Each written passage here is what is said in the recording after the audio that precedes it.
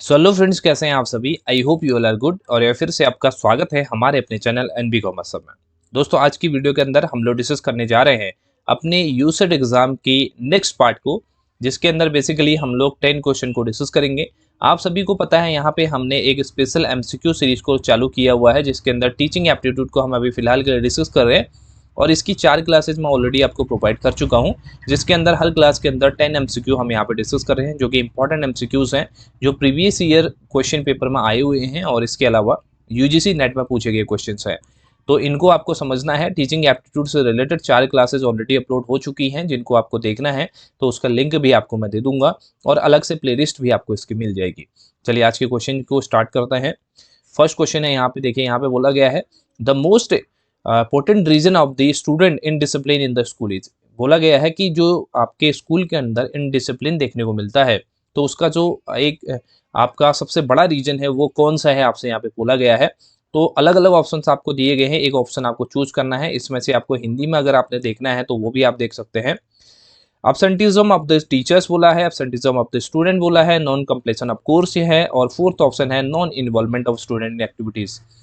अब देखिए, यहाँ पे ऑप्शंस में ऐसे चूज करना होता है कि जैसे देखिए, आंसर आपके सारे हो सकते हैं, बट मोस्ट अप्रोप्रिएट जो आंसर है उसको चूज करना होता है। टीचर का एब्सेंट होना ये ज़्यादा यहाँ पे आपके इनडिसिप्लिन को शो नहीं करता, ये ऑप्शन आपका नहीं होगा। स्टूडेंट का एब्सेंट होना भी नहीं होगा और नॉन कंप्लीशन ऑफ कोर्स भी नहीं होगा, और आपका हो सकता है non involvement of student activities. जो डिफरेंट टाइप की वेरियस एक्टिविटीज़ होती हैं, उसमें अगर स्टूडेंट इन्वॉल्व नहीं होता है तो उससे क्या होगा, उससे डिसिप्लिन खराब होगा। बेसिकली क्लास के अंदर वो और एक्टिविटीज़ में लग जाएंगे, ऐसी एक्टिविटीज़ में लग जाएंगे जो नेसेसरी नहीं है, जो क्लास के लिए अच्छी एक्टिविटीज़ नहीं है, या फिर किसी को प्रोवोक करना, या फिर इनडिसिप्लिन को बढ़ावा देना। तो इस तरह की चीज़ें होंगी जब स्टूडेंट जो हैं, जो इंपॉर्टेंट एक्टिविटीज़ हैं जिनमें उनको बेसिकली लग जाना चाहिए, उस पर इन्वॉल्वमेंट वो नहीं लेते हैं। तो ऑप्शन नंबर 4 आपका सही आंसर बन जाएगा। नेक्स्ट क्वेश्चन, सेकंड क्वेश्चन की तरफ बढ़ते हैं। Which of the following is an example of higher order of cognitive learning outcome. आपसे बोला गया है इसमें से कौन सा आपका एग्जाम्पल है higher order of cognitive learning outcome का। माने कि कहने का मतलब यहाँ पे क्या है कि आपका देखिए, कॉग्निटिव लर्निंग आउटकम तो सब में ही होता है, लेकिन हायर ऑर्डर का पूछा गया है, जिसका मतलब हो गया कि जिस चीज को लर्न कराना कहीं ना कहीं एक टास्क होता है, तो वो आपसे बोला गया है यहाँ पे। फर्स्ट है learning of facts and their sequences, second है learning rules and action sequences, third है learning of concept and abstractions, fourth है यहाँ पे learning of awareness and value. अब अगर हम फर्स्ट ऑप्शन की बात करते हैं, देखिए learning of facts and sequences ये ज्यादा टफ टास्क नहीं है। अब इसके अंदर नॉर्मली हम लोग सीक्वेंस बेसिकली बच्चों को भी पढ़ाते हैं, और बड़े लोग भी सीक्वेंस को देखते हैं। तो मतलब कहने का मतलब क्या है, ये कॉग्निटिव लर्निंग आउटकम तो है, बट हायर ऑर्डर का हम नहीं कह सकते। हायर ऑर्डर का मतलब क्या हो गया, जो अडल्ट के लिए, या बेसिकली जो आपके हम लोग कहते हैं ना मैच्योरिटी पे जो चीज़ सीखने को मिलती है, उसको higher order of cognitive learning outcome कहते हैं। सेकंड यहाँ पे है learning rules and action sequences. तो बेसिकली ये भी आपका एक सीक्वेंस से रिलेटेड है, ये भी नहीं होगा। और इसके अलावा नेक्स्ट क्वेश्चन यहाँ पे नेक्स्ट ऑप्शन है आपका learning of awareness and valuing. तो ये बेसिकली जो अवेयरनेस होती है और जो वैल्यूइंग होती है, ये भी कहीं ना कहीं बाय डिफॉल्ट वाली बात भी इसके अंदर होती है, क्योंकि कुछ चीज़ें ऐसे होती है ना, जो लर्नर जो है खुद से सीख जाता है, बाय नेचर से सीखता है, अपनी फैमिली से सीखता है, बहुत सारी चीज़ें हैं। तो वो चीज़ यहाँ पे आपका कहीं ना कहीं हायर ऑर्डर का नहीं है, ये चीज़ें आपके अंदर खुद से भी सेल्फ आ सकती हैं। लेकिन यहाँ पे हायर ऑर्डर का हम इसको मानेंगे लर्निंग ऑफ कंसेप्ट एंड अब्स्ट्रैक्शंस, क्योंकि आपको पता है क्या बोला जाता है, कंसेप्ट इज द पावर, ये बोला जाता है ना। क्योंकि किसी ने अगर कंसेप्ट को समझ लिया तो फिर वो सारी चीज़ें यहाँ पे समझ जाता है। कोई भी आपका जो बेसिकली आपका टॉपिक है, उसके टॉपिक से रिलेटेड कंसेप्ट को अगर आपने पकड़ लिया, तो उसके बाद जितने भी उससे रिलेटेड क्वेश्चन हैं, कहीं ना कहीं उन क्वेश्चंस का आंसर देने के लिए आप यहाँ पे तैयार हो जाते हैं। तो कंसेप्ट और अब्स्ट्रैक्शंस दोनों इंपॉर्टेंट है, ये इसको हम higher order of cognitive learning outcome कहेंगे। ऑप्शन नंबर 3 आपका सही आंसर बन जाएगा। अगले क्वेश्चन की बात करते हैं। Which of the following statement differentiate teaching from learning. कौन से ऐसे ऑप्शंस हैं जो आपके टीचिंग को लर्निंग से अलग करते हैं, मतलब दोनों के बीच में डिफरेंशिएट करते हैं। तो ये ऑप्शंस आपके पास में है, यहाँ पे आपको सही कोड चूज करना है। हिंदी के अंदर भी आप लोग देख सकते हैं, जिसको जैसा अप्रोप्रिएट लगता है। ऑप्शन ए है यहाँ पे teaching is a social act while learning is a personal act. ये ऑप्शन बिल्कुल सही है। टीचिंग आपका सोशल एक्ट है, जबकि आपका लर्निंग जो है पर्सनल एक्ट है। क्यों पर्सनल एक्ट है? देखिए यहाँ पे होता क्या है, लर्निंग में हर किसी की अपनी अपनी पेस होती है। पेस का मतलब क्या है? लर्निंग स्पीड इसको हम लोग कह सकते हैं। अगर मैंने कोई टॉपिक पढ़ाना स्टार्ट किया क्लास के अंदर, हो सकता है किसी स्टूडेंट को एक बार पढ़ाने में ही वो चीज़ समझ में आ जाए, हो सकता है दूसरे स्टूडेंट को 2 बार पढ़ाने में समझ में आ जाए। ऐसे ही हम लोग क्या है, वेरियस जैसे जैसे उसका आईक्यू होगा, जैसे जैसे उसका कॉग्निशन लेवल होगा, वैसे वैसे वो क्या करेगा, उन फैक्ट्स को सीखेगा। तो ये पर्सनल एक्ट इसीलिए हो जाता है क्योंकि पर्सनलाइज हो जाती चीज़ें, लर्निंग अपने अपने तरीके से होती है। ठीक है बात। सेकंड यहाँ पे है, फर्स्ट ऑप्शन तो आपका सही हो जाएगा ए वाला। तो देखिए आप एलिमिनेशन की टेक्निक यूज करके देखेंगे, 2 ऑप्शन आपके ऑटोमेटिकली एलिमिनेट हो गए क्योंकि इसमें ए नहीं है। अब आपके पास 50-50 वाला फिर से आ गया है, इस दोनों में से आपको एक चूज करना है।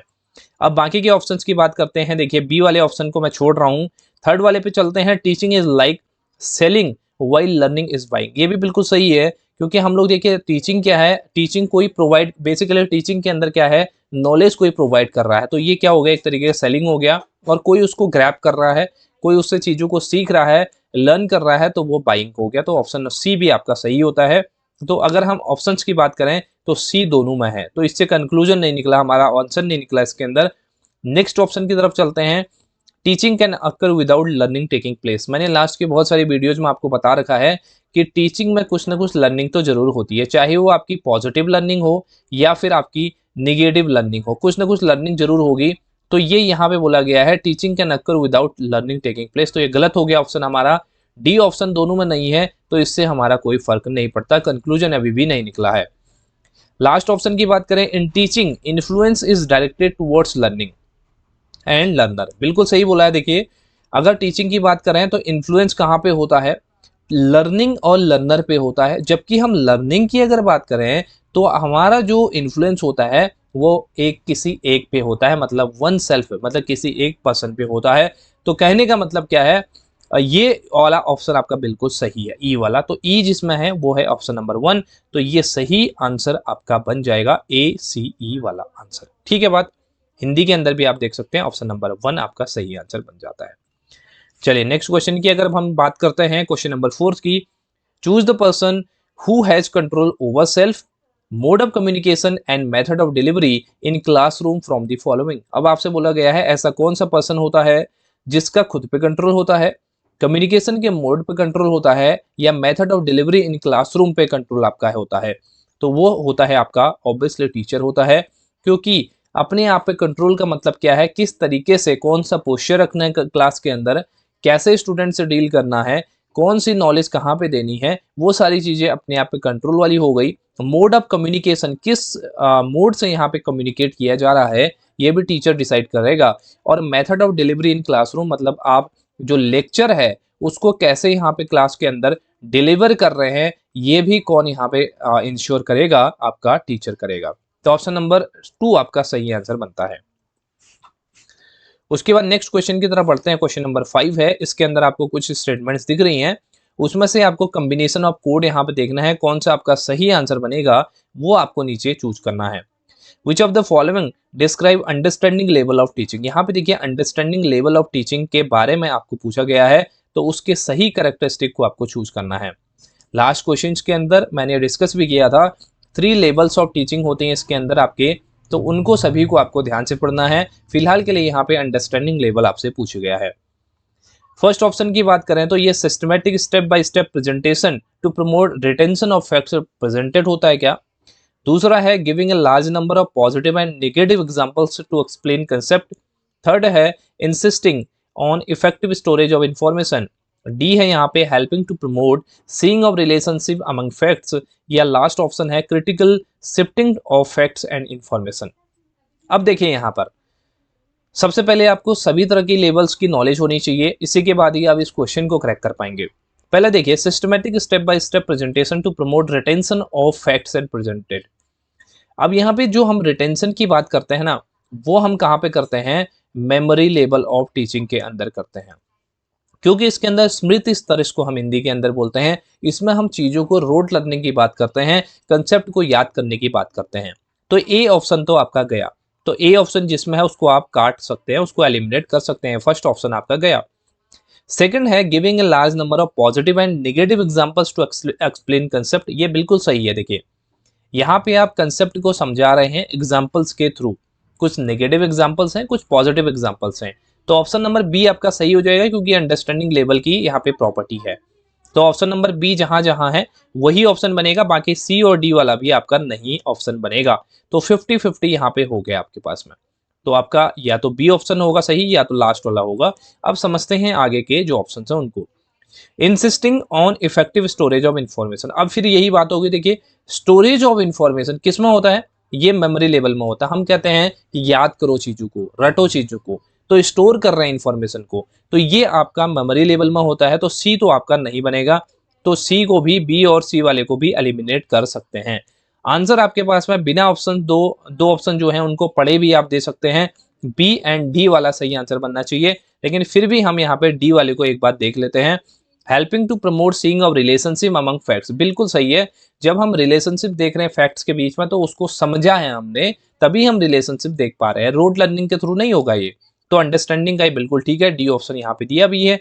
लास्ट वाला भी देख लेते हैं, critical shifting of facts and information. तो ये आपका लास्ट जो लेवल है वहां पे आती है critical shifting of facts and information आपकी यहाँ पे जो आपका लेवल है वहां पे। ठीक है, तो इस तरह से आपके क्वेश्चंस को अटेम्प्ट करना है। तो ऑप्शन आपका लास्ट वाला बी एंड डी वाला सही आंसर बन जाएगा। क्वेश्चन नंबर 6 की बात करते हैं। देखिए दो लिस्ट दिए गए हैं आपको, इसके अंदर आपको मैच करने हैं दोनों को। फर्स्ट देखिए लेक्चरिंग है, प्रोजेक्ट मेथड है, ह्यूरिस्टिक मेथड है या प्रोग्राम लर्निंग है। इनको आपको सही तरीके से मैच करना है। ऑप्शंस आपके नीचे दिए गए हैं और हिंदी के अंदर भी आप यहाँ पे देख सकते हैं। देखिए सबसे पहले लेक्चरिंग की बात करें तो लेक्चर क्या होता है। क्लासरूम के अंदर आपको पता है 50 स्टूडेंट है, 100 स्टूडेंट है, 200 है, 500 स्टूडेंट भी हो सकते हैं। सेमिनार में हजार लोग भी होते हैं। तो वो लेक्चर बेसिकली वहां पे हो रहा होता है। तो उसका क्या मतलब है, उसका मतलब देखिए इकोनॉमिकल एंड टाइम सेविंग है। अगर आप कहीं पर लेक्चर दे रहे हैं तो आप पर्सनली किसी को नहीं पढ़ा रहे, बहुत सारे लोगों को पढ़ा रहे हैं, तो इकोनॉमिकल होता है। ए का 3 हो जाएगा यहाँ पे। देखिए ए का 3 जहां जहां है उनको चूज करेंगे, बाकी को आप काट सकते हैं। ये एलिमिनेशन की जो टेक्निक है ना, बहुत स्ट्रॉन्ग टेक्निक है। तो यहाँ पे देखिए फिर से 50-50 आपके पास बच गया, आधा आपका काम हो चुका है। आपको फर्स्ट या सेकंड में से चूज करना है।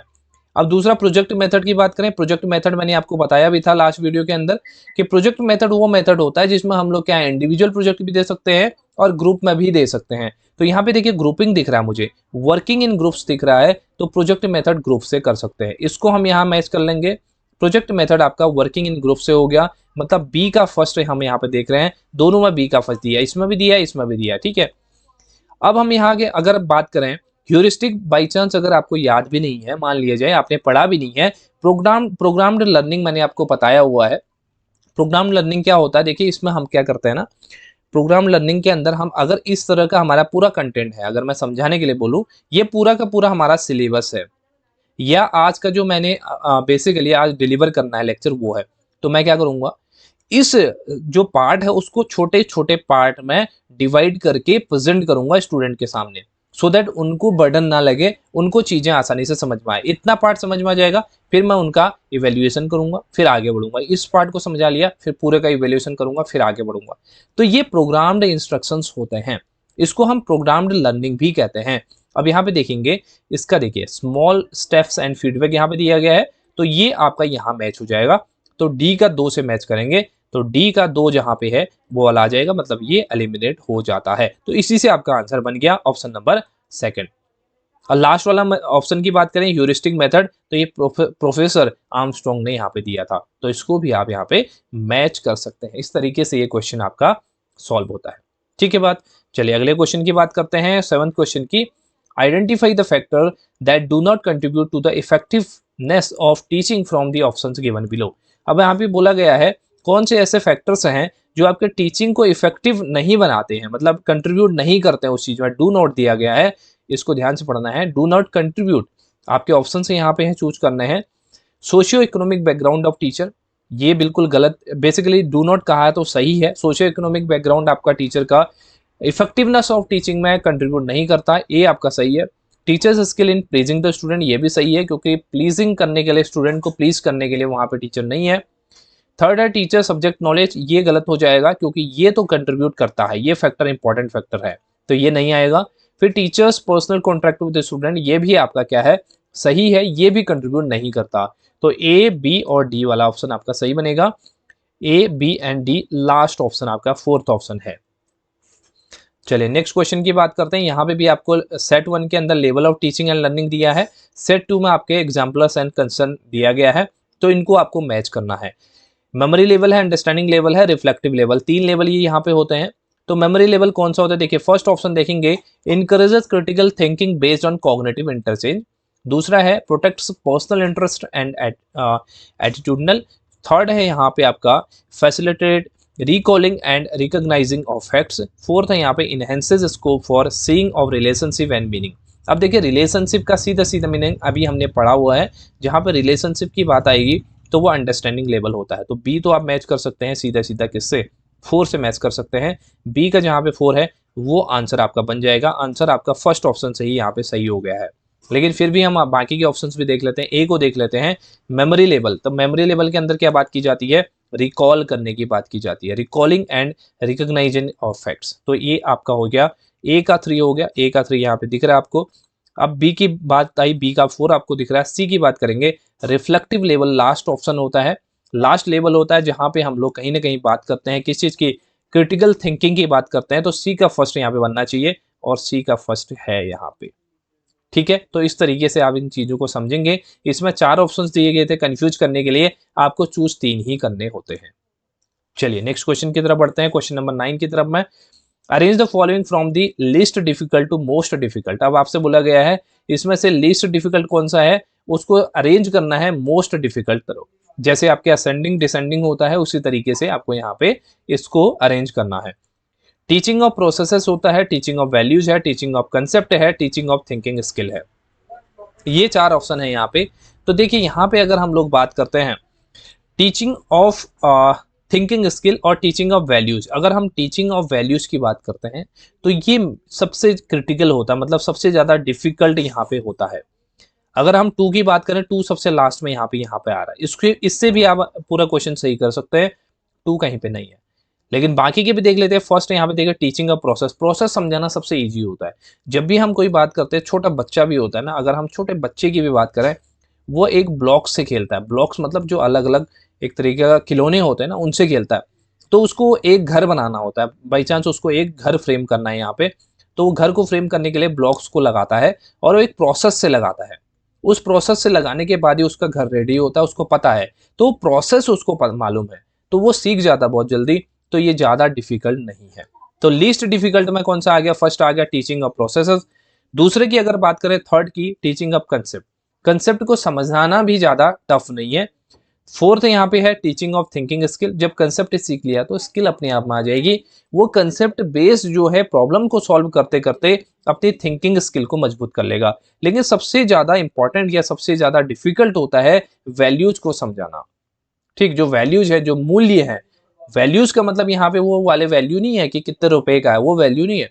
अपने जो पर्सनल वैल्यूज हैं, सोशल वैल्यूज हैं, या एजुकेशनल वैल्यूज हैं, प्रोफेशनल वैल्यूज हैं, उनकी बात यहाँ पे की जा रही है। जो एथिकल वैल्यूज होते हैं बेसिकली, जो कोड ऑफ कंडक्ट होता है बेसिकली, उसकी बात यहाँ पे हो रही है। तो ये इंपॉर्टेंट चीज होती है, इसलिए ऑप्शन नंबर फर्स्ट आपका सही आंसर बन जाता है। चलिए आज का जो लास्ट क्वेश्चन है उसको जो डिस्कस कर रहे हैं हम लोग यहाँ पे, teachers role at higher education level is. आपको बोला गया है हायर एजुकेशन में टीचर का क्या रोल होना चाहिए, हिंदी के अंदर भी आप पढ़ सकते हैं यहाँ पे। फर्स्ट ऑप्शन है provide information to student, promote self learning in student. Third है यहाँ पे encourage healthy competition among student. Fourth है आपका help student to solve their problem. अब ये क्वेश्चन मैं आप लोगों पे छोड़ रहा हूँ, इसका आंसर आप लोग कमेंट बॉक्स में बताएंगे। ठीक है, आप सभी लोग कमेंट करना कि क्वेश्चन नंबर थर्ड का क्या आंसर आपका बन रहा है। नेक्स्ट वीडियो के अंदर मैं इसका आंसर आप लोगों को बताऊंगा, अपने अकॉर्डिंग आप लोग क्या सोचते हैं इसका सही आंसर आप लोग बताएंगे। ठीक है बात, तो आज के 10 क्वेश्चन हम लोगों ने यहाँ पे डिस्कस किए हैं। अगर वीडियो पसंद आती है लाइक करना ना भूलें, और चैनल पर नए हैं तो सब्सक्राइब जरूर कर लें। नेक्स्ट वीडियो में हम लोग फिर मिलेंगे। Thank you so much, have a nice day, take care, bye bye.